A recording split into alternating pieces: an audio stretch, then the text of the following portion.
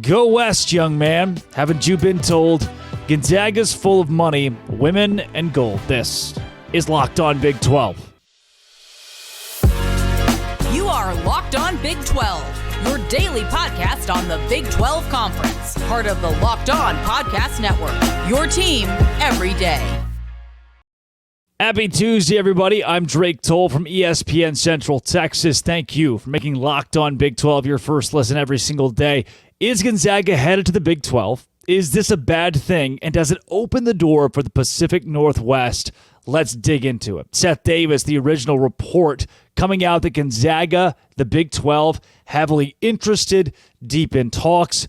These two entities, one being a conference and one being a basketball powerhouse, have not been withheld from headlines with one another over the course of the last couple of years. The murmurs of this have been alive for a few years now, even dating back to when the Big 12 first started to creep apart with Texas and Oklahoma leaving. A lot of people were talking about and have talked about where to put Gonzaga for years on end, even pre-BYU coming to the Big 12, when at that point in time it was BYU, St. Mary's, two of the teams in the West Coast Conference that seemed to keep that thing together. Now, without BYU, Gonzaga needs somewhere to go. Gonzaga and Portland State was not pushing the meter money-wise. And if there's anywhere that kind of makes sense for Gonzaga to land, it's the Big 12. So I want to give you the positives first. I'll get into why West Virginia and UCF might be upset by this and a couple others. But I first want to hit on the positives. Number one, familiarity. Gonzaga is used to playing these teams out west. Gonzaga and BYU has been a yearly matchup. That seems pretty natural. Gonzaga and Baylor have done their best to schedule one another in the non-conference. Gonzaga has been so good that it's consistently played the top competition in college basketball, such as Kansas, Arizona, Baylor, Houston, Kansas State, TCU, Iowa State, West Virginia, Oklahoma State. And while some of those programs have not regularly played Gonzaga or played them in forever, it's still worth noting that those are the teams who are all in the Big 12 who you consistently now see in the NCAA Tournament or see as a future team in this conference being a juggernaut. And there are a few of them who I still left off. This conference is just so stupid deep. Perennial national title contenders are in this league, and Gonzaga is a perennial national title. Did you know Gonzaga carries the fifth most eyeballs in college basketball? That when you talk about TV ratings and must-see TV, Gonzaga, despite being in the conference it's been in, has been at the forefront of college basketball, higher than teams like Arkansas. Rated right up there with the North Carolinas, the Dukes of the world, ahead of Villanova. People love watching Gonzaga basketball. It has become a bigger brand, basketball only, than a lot of Big 12 teams. The case was made on the Drake Toll Show, ESPN Central Texas this week, that Gonzaga is a better basketball brand than Baylor, despite not having a championship like Baylor. When you say the university name Kansas, KU, people think, oh yeah, basketball. When you say Baylor, people don't think, oh yeah, basketball. People are like, oh yeah, Baylor, maybe a private Christian school, Baylor located in Waco, Chip and Joanna, Baylor, Sugar Bowl champions, Big 12 football champions. Maybe that's what you think. Gonzaga, that immediately rings with everyone's psyche, basketball school, good at basketball. What Mark Few has built is an empire at this university around one sport. They will pack gyms. They will travel. They will bring an added time zone. Everybody, Arizona's on the West Coast. They will bring the true West Coast time zone. They'll bring the Seattle market, the Seattle area market where Washington State have just kind of mulled around basketball, have not been a really good replacement for the Seattle Supersonics. The men's basketball there has just been mediocre. And in that case, you latch onto something else. Your cult following turns to something else, and it is Gonzaga, Spokane, Washington. This is consistent NBA talent, consistent Sweet 16, Elite 8, Final Four level competition at the top of college basketball. You add it into this league, and you add dollars. People talk about revenue sports, and when they do, what do they mention? football and basketball. It's football and men's basketball that push the revenue needle. Large majority of schools lose money on everything else. Everything else is funded by football and men's basketball. Mostly football, but men's basketball still in the conversation of revenue. For Gonzaga, where you don't have football, you're forced to make money off of basketball. And they do. This is a team that when they play Portland State, there are no dollars coming in for ESPN. They know they're losing money, whereas if ESPN or Fox, who's going to be a massive player in future Big 12 basketball TV, if you bring in Gonzaga and Kansas at Allen Fieldhouse, or even Gonzaga at Oklahoma State at Gallagher-Iba, the Octagon, Gonzaga and Kansas State's the Octagon, right? Bring them to Hilton Magic. That's going to draw so many eyeballs. That is postseason level basketball. Here's what you are used to as a Big 12 fan is seeing Gonzaga in the postseason against X, Y, and Z Big 12 team. Probably the time that your team has played them, or the time where you've feared Gonzaga, is when it was the postseason, they're lined up in your region, or you're facing them in your region. And you know what? Maybe you weren't afraid of them. A la Baylor, who killed Gonzaga in a national championship game, but that Gonzaga team had to win 5 games to get there in March Madness, which so many teams in not just the Big 12, but America envy. This is peak college basketball. They are. The last 2 decades, Mark Few has been so consistent that this move is one that makes sense for dollar signs. And Brett Yormark's a basketball guy. You're wondering what our expansion commissioner is like? He loves hoops. He loves the old Big East. And you know what? It kind of has killed the ACC because the football powerhouses, Clemson, Florida State, they're the ones that want to leave right now. The Big East, obviously, it's just not really a thing. It's not quite what it was, right? It is more or less failed in the long run by going just basketball only. That's not the way to facilitate a conference. Brett Yormark seems to be trending that way, while still leaning on football, obviously, with the addition of teams like Utah, Colorado. There is the trend in the basketball direction to make more money off of basketball. And here's the deal. Here's the big thing we got to get through our heads. Here's the big thing you got to get through your head. Here's the one takeaway here. The Big 12 cannot surpass the SEC and the Big 10. So, if the Big 12 becomes a basketball conference, they'll never beat the SEC or the Big 10. The Big 12 could relocate its headquarters to the moon and still not beat those 2 leagues. But we've accepted that.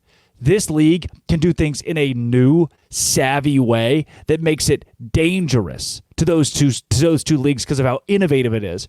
But it's never going to compete with them in football, at least not in the next decade. So you got to do something different. If you're the Big 12, you want to stay relevant in college athletics, you have to do something different with the understanding you probably can't surpass the SEC and the Big 10. When you accept that and say, fine, what else can we do? You bring eyeballs to your conference by bringing in Gonzaga. But what if a move like that pisses some people off? What if a move like that means that member institutions who have been member institutions, or even some of these new guys, are very unhappy? That's something legitimate to consider right here on Locked On Big 12, part of the Locked On Podcast Network, your team every day. Today's episode is brought to you by GameTime. I went to GameTime. I told you I utilized this mostly for the MLB, and now my favorite team, the Texas Rangers, they're in the playoffs. I'm going tonight to see the Rangers play against the Baltimore Orioles. First home playoff game since before I could drive a car, 2016. You shouldn't have to worry about when you're buying tickets and when to buy and how am I going to do this and all these fees. No, just go to GameTime right before for sports, music, comedy, theater, everything. Killer last-minute deals, all-in prices, views from your seat, best price guaranteed. Again, last-minute tickets, flash deals, zone deals, easy to find and buy tickets and views from your seat. See what you're going to see at the game. That's one of the best parts to me. And the Game Time guarantee means you'll always get the best price. If you find tickets in the same section and row for less, Game Time will credit you 110% of the difference. Take the guesswork out of buying tickets with Game Time. Download the Game Time app, create an account, use code LOCKEDONCollege for $20 off your first purchase. Terms apply. Create an account, redeem code LOCKEDONCollege for $20 off. Download GameTime today. You will get last-minute tickets, the lowest prices, and that is guaranteed. So what are the negatives to bringing Gonzaga in? I really want to shout out the UCF, West Virginia fans, mostly those in that camp, because you're sitting there as West Virginia, now members of the Big 12 for 10 years, which gives you tenure, right? You've earned it. Going, wow, most of this expansion stuff, aside from like a Cincinnati and UCF, almost all of it has been focused out west. Brett Yormark obviously is focused out west. What does that do to Cincinnati? What does it do to West Virginia? What does it do to UCF? Doesn't help. It is going to take games away, fan experience away from some of these schools. Tuesday night game between West Virginia and Gonzaga in Spokane. No way West Virginia fans can get there. Tuesday night between Cincinnati and Gonzaga in Spokane. Your student athletes are flying totally across the country. From UCF to Gonzaga, especially across the country. There are some travel things to work in this that are going to suck. This is gonna blow. Now, USC is going to Rutgers. Yeah, you don't hear a lot of complaining out of Rutgers fans. I don't know how many of them there are. But here with West Virginia, I get it. You keep sitting here saying, why can't we have Pitt? What about Louisville? Why not sit and wait for the ACC to fall apart, and maybe at that point the Big 12 can expand further, but why stick your neck out for Gonzaga? And while right now it seems like Gonzaga is a safe option, one of the biggest reservations that I have is what happens when Mark Few leaves, if this is in 10 years. We bring in this team that competes at the highest level of the Big 12. We'll say that Gonzaga has a really easy time transitioning to the Big 12, which, as we've learned, is not the case for most teams in a lot of sports. Basketball is a little bit different. I think they'd have a decent transition. Let's say they have a rocky first year. They get back up to speed, have 7 years where their peak is they win one Big 12 championship in basketball. They compete for it every year, make 2 Final Fours in that 7-year stretch, right? That's really good. Again, a lot of schools would envy that. But then Mark Few leaves. And then within 2 or 3 years, say something falls apart, not surprising. Tommy Lloyd doesn't come back. Gonzaga starts having 10, 12-win seasons. Now you just have dead weight.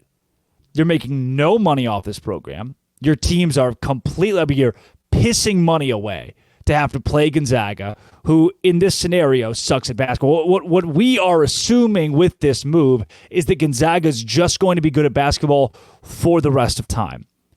Because there can be a weird caveat of, yeah, we'll take Gonzaga until they're bad. We can't put that in the contract. Not how it works. You'd be like, yeah, well, one day we'll decide not to have you anymore. They're really good, and they've been sustained. They've had a sustained success for 2 decades, but there's always that chance. Mick Cronin leaves Cincinnati, and this team that's been so good at basketball now is trying to find itself again. That's going to happen when a legend leaves a program. Baylor, women's basketball. Kim Mulkey leaves, trying to find yourself again. West Virginia is going to struggle to get back up to speed despite dominance under Bob Huggins for a good portion of his career. Duke, where is Duke? Syracuse.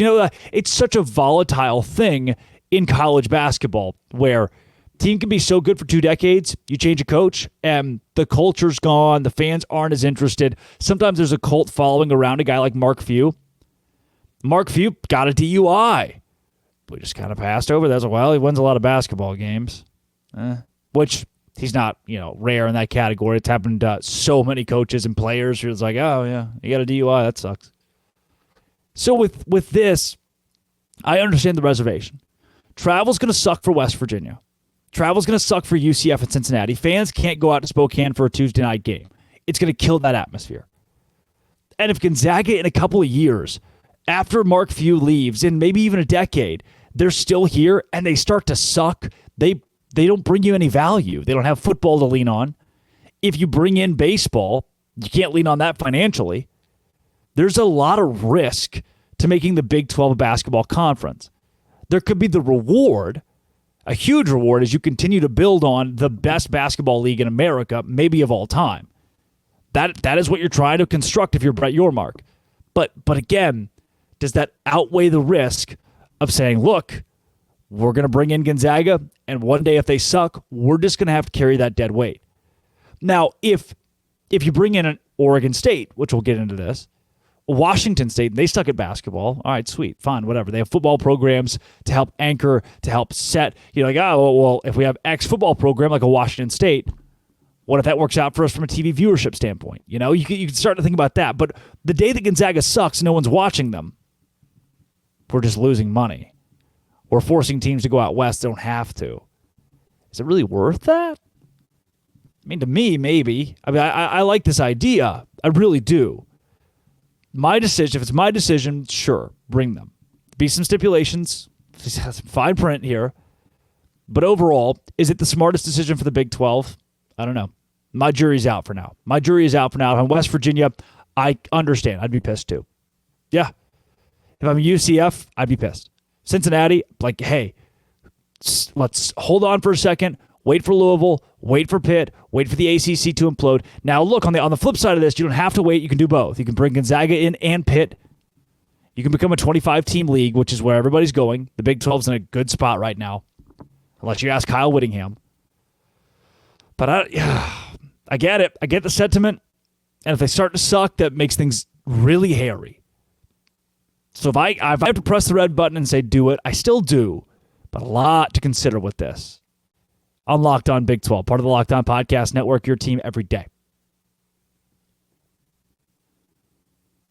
I am not wearing underwear.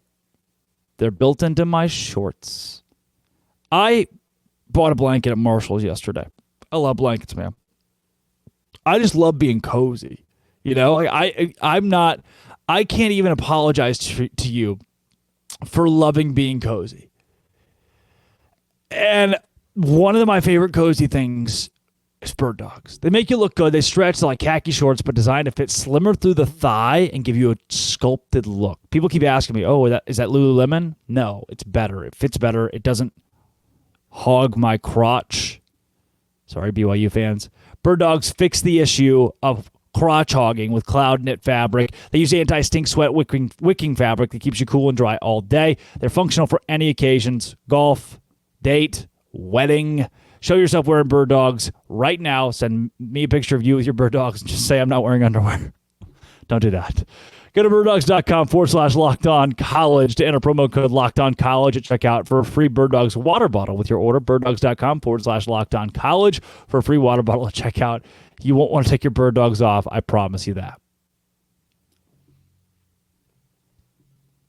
So, have we done it? Have we kind of, there's a smoke and mirrors thing, right? Mexico comes out and says, aliens exist. You think, that's not right. And while the Mexicans are telling you aliens exist, something else is happening. The Illuminati is moving through the night. Do you think Brett Yormark is the Illuminati and Gonzaga is an alien in Mexico? We're missing the point here. It's all a fugazi. They're not actually trying to take Gonzaga. Gonzaga knows it. They're pulling. Arkansas offered Les Miles a huge contract one time to come coach the Hogs because Jeff Long and Les Miles are buddies, as we would find out later, and LSU gave him a bonus because of that. What if we test the waters with the Pacific Northwest? We never really wanted Gonzaga. We're just gonna test a little public intrigue. We're gonna see what's going on here. We'll see how our teams react to a basketball only and say, oh, well, wait a second. If you don't like basketball only, if you hate that Gonzaga doesn't have football so you can't bring them, what if ESPN paid for Washington State and Oregon State to come to our league? Tinfoil hat on, baby. You're calling me a clickbaiter? You're saying that I'm making up conspiracy theories? Well, yeah. Maybe I am. Come after me. I'm a man. I'm 22. What if this is a gateway drug? The Pacific Northwest is a gateway drug. We get in with Gonzaga, smoking that Gonzaga pack, thinking, kind of like this. Like ashwagandha. Is that the Aaron Rodgers thing? What was this? It was bad. And then after a while, you think, you know what? Ayahuasca. That's what it was. You think, you know what? This is pretty good. Let's go. Washington State, Oregon State. I don't know. Somebody texted me. They're like, "This is what this is, right? This is just like a Pacific Northwest. We could go up there. We could create a little pod. Washington State, Oregon State, Gonzaga play basketball against each other, and BYU's in that mix, and Utah and Arizona State. We kind of make a little Western thing. That's real.